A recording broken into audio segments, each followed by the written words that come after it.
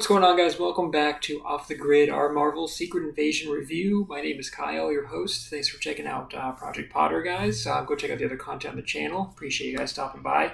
What I'm going to do, guys, is go through my favorite character, my least favorite character, a score out of 10, and just kind of my favorite scenes from the episode. So this is a 6-episode miniseries.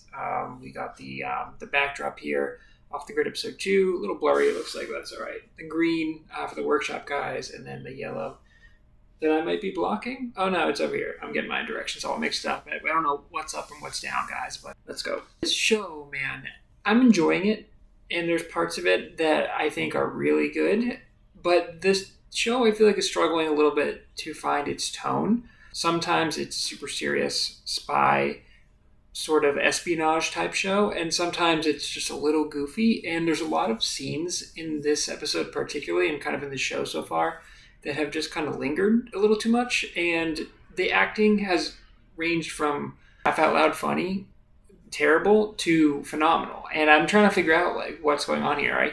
I think it's a well-made show, but it seems like some of the things they should have left on the cutting room floor. The first thing that comes to mind, guys, is the scene where Nick Fury and Ben Mendelsohn are in the train. Cool scene, really cool. And Sam Jackson has, or Nick Fury, has Lawrence Fishburne vibes big time in this episode. He's washed, he's gained some weight, and everyone's saying he's not, worth a damn anymore. I love all those aspects because I think Nick Fury's up to something big. And the face-changing stuff, guys, I will say, really, really cool technology. It looks really cool. It doesn't look really cool at the Skrulls. They still look dumb. Really dumb. Like, I just hate the look of the Skrulls. So when we get that, not to jump around here, guys, but when we get that scene in the beginning where, first of all, it recaps, like, a bunch of stuff from Captain Marvel. And I was like, did this all happen in Captain Marvel? Because I don't remember any of that stuff. But I think I just don't like that movie, and I think the Skrulls don't interest me. Or didn't interest me, at least until this series, and even still, I'm kind of like, do we really care about the Skrulls? Alice's connection with Nick Fury and why they're kind of close, and he gives a great speech, although it felt kind of like first day on the job, or like almost like a support group weird, where, Ben Mendelsohn comes out, and obviously, like, they were first starting up the group, but Ben Mendelsohn comes out, and, he's shaved, and they look younger, and they, like, de-age Nick Fury, and Samuel Jackson looks great. He's like, you guys stay here, protect our planet, and in return, you protect my home and we'll get you a new one. And they're like, okay, cool. And they all change form. And I'm like, okay, that's pretty cool. And it kind of set the tone. But then when Nick Fury and Mendelsohn are on the train, dude, the tone felt weird. It felt like they weren't in the same room, even though like the wide shot showed, presumably, that they were sitting across from each other. But the shots where it's like zoomed in on Mendelsohn and zoomed in on Fury, it just felt like completely different conversations. Sam Jackson is like, you're telling me there's a million Skrulls on here right now, and he's like, are you kidding me? And he's like, are you lying to me? He tells the story about the chicken and stuff. And Sam Jackson's acting, I feel like in this scene was like way over the top. Where I was like, dude, it's weird. And he didn't like believe Talos, who was like with him from the beginning. So it's a really cool like informational scene where it's like, dude, he's like, there's Skrulls everywhere, and that's awesome. And we get the council, and that was really cool. And British Drake is taking over, dude, and I think his name is Kingsley Ben-Adir. He kills it, dude, in this episode. I thought his presence was great, but even in his scene with the council, which was really cool, and they're all Skrulls, and then that one lady's like, yo, I'm out. And he's like, we're not going to harm you. And I was like, are you not going to harm her, though?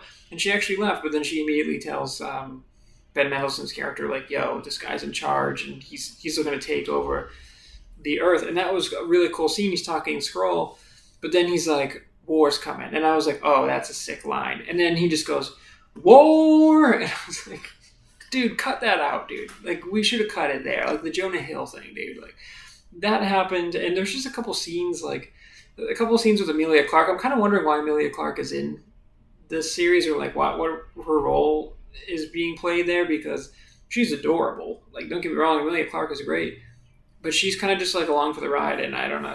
I think she kills some guy in the end with the woods, but I like kind of blink and I missed it sort of deal, and I was like, I don't know. But I think this show has a lot of really, really cool ideas, and I think there's some really great scenes sprinkled in here. The one with Maria Hill's mother, I thought was weird because it didn't look anything like Cobie Smulders. And don't get me wrong, you don't have to have the parents look exactly like their kids, but for a TV show, I was like, who is this? And there was like no introduction, and I don't think he said like, Mrs. Hill or anything. Like, it was just weird. It took me a minute to be like, what's going on? And then she was like, you're Nick Fury. I trusted you. I followed you to the gates of hell or whatever. I know Maria would have done that. And she's like, don't let it be in vain. And I was like, okay, that was cool. But it was just kind of rushed. We got that amazing scene with Don Cheadle where I thought Don Cheadle was so good, dude. I thought he kind of popped up in the first episode, but he was like hanging out with the president.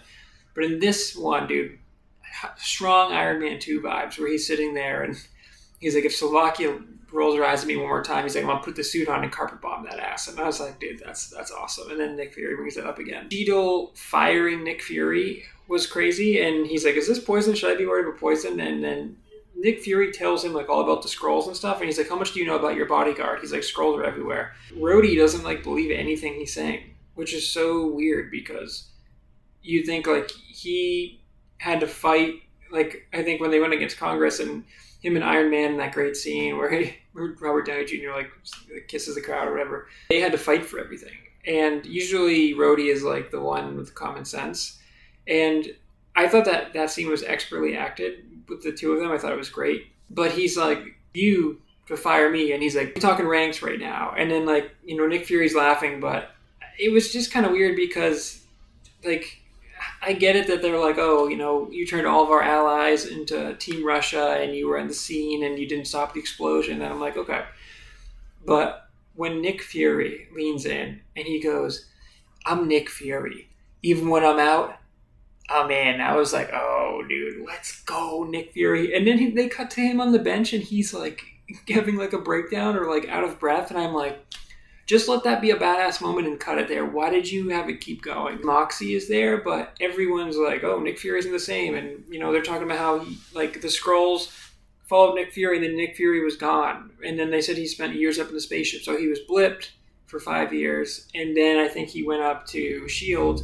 And it's like, what was he doing up there? And I think there's something bigger to that. So I enjoyed my time.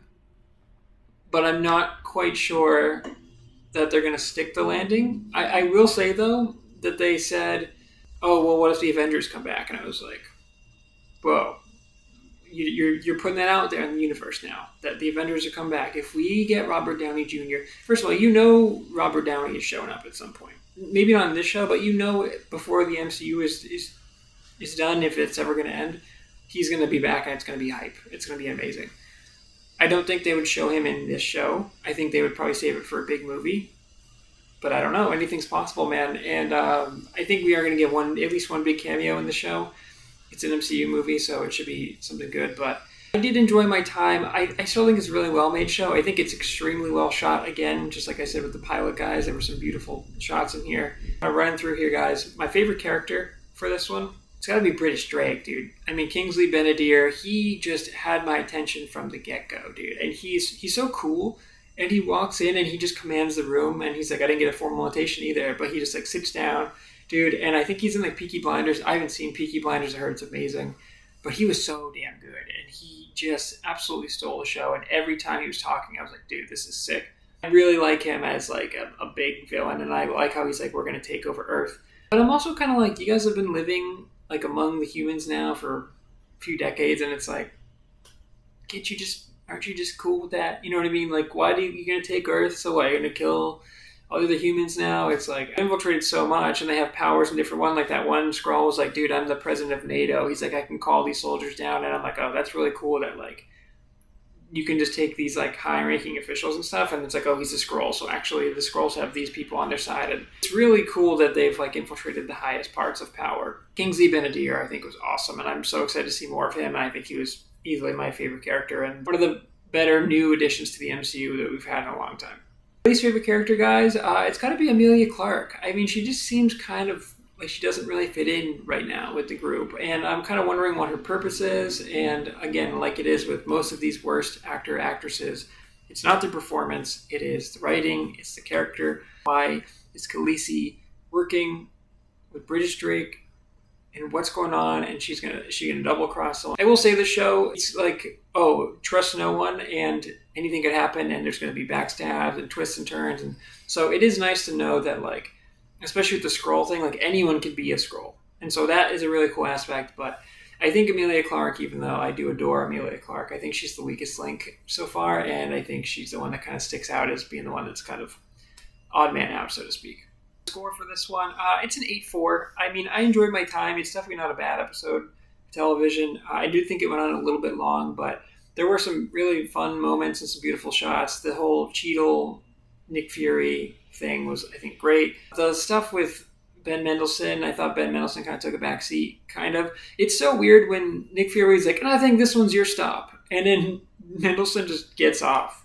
Like, he just turns back into that beautiful woman, and he's like, okay. Like they get in a fight, and then he just gets off the train, and it's like, what was the plan here? That's another scene that it's like, why wasn't that scrapped? It's not quite there for this show. There's a really strong foundation, and I'm interested to see where it goes. But this episode, I was like, there's some cracks in the foundation here. There's some pieces missing. So I'm still going to tune in. I'm still enjoying it. But it's just like everything after Endgame, man, with the exception of No Way Home. And even then, you could argue, I love No Way Home, but you could argue that it was a nostalgia-filled, like, fan service-y type of movie. Now, the story still works, but everything after Endgame has kind of been just not up to the level. And it's tough, right? When you make those amazing movies and you build for that long, and you have the caliber of actors, and I talked about this in the pilot a little bit, guys, you're not really going to hit that high. It's going to be hard to recapture that magic, but it just feels like they've just lost a little off their fastball. The MCU right now feels like a pitcher who used to throw 95, and now he's throwing 89, 90, 91. It just doesn't feel like it's quite the same, but again, that's because you're missing Chris Evans, you're missing Robert Downey Jr., you're missing those big names that really drove the story and really drove the universe. So they're trying to fill in and sprinkle in, and, I've enjoyed She-Hulk, I enjoyed Ms. Marvel. Falcon and Winter Soldier is really good, but you already have established characters like Bucky and Falcon. I don't know what the goal is here. I don't know if they're going to set it up. I'm excited for the cameos. Again, I'm enjoying it. It's not a bad hour of TV, but we'll see, guys. That's 2 weeks in the book. I'm still excited. We got 4 episodes left. A good enough quality that it's going to keep me coming back, but I'm not necessarily like, oh man, I can't wait for Secret Invasion. I'm excited I get to review it with you guys, but I'm not like over the moon about it. Moon Knight. I loved Moon Knight. So there's certain things. I think the Disney Plus MCU shows have actually been pretty good across, but there's always something missing. There's always a TV quality, and it's missing kind of that movie quality. And I think Moon Knight actually did a really good job with that for the most part, but Marvel tends to have some trouble with the final third of these shows. So I'm curious to see how they do with this one, with the star power and the cast. I think the effects have been pretty good so far, but we'll see, guys. Appreciate you stopping by, checking out Project Potter. Let me know what you think on the episode, guys. And until next time, guys, trust no one.